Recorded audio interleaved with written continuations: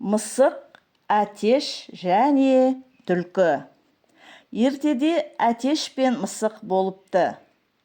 Бір күні мысық орманға кетерде әтешке ескертеді. Терезеден қарама, түлкі сені көріп, үйіне алып кетеді. Түлкі мысық кеткеннен кейін терезеге келіп әтешті шақырады. Әтеш, алтын айдары, терезеге қарашы, бұршақ жаған берем. Әтеш шыдай алмай терезеден басын шығарады. Түлкі бас салады.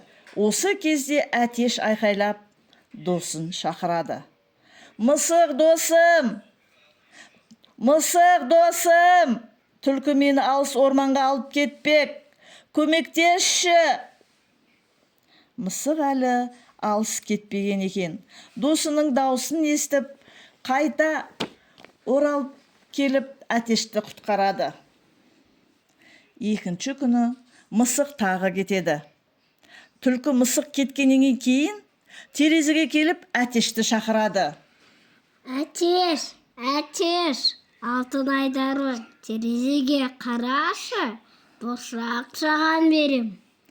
Әтеш шыдай алмай терезеден басын шығарады. Түлкі бас салады. Осы кезде әтеш айқайлап досын шақырады. Мысық досым, түлкі мені алыс орманға алып кетпек. Көмектесші. Мысық әлі алыс кетпеген екен. Досының даусын естіп, қайта оралып келіп, әтешті құтқарады.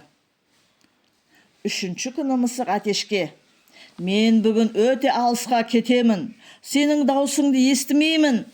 Түлкіге алданып қалма. Түлкі мысық кеткеннен кейін терезеге келіп әтешті шақырады. Әтеш, алтын айдары, терезеге қарашы, бұршақ жаған берем. Әтеш шыдай алмай терезеден басын шығарады. Түлкі әтешті бас салады да алып кетеді. Мысық үйіне қайтып келсе, әтеш жоқ. Мысық досын іздеуге шығады.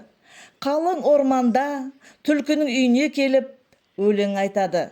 Түлкі өлеңді тыңдап қалғанда әтеш кукареку деп айқайлайды. Мысық әтешті құтқарады. Сөйтіп өзімен алып үйіне қайтады. Осылай достар бірге болады.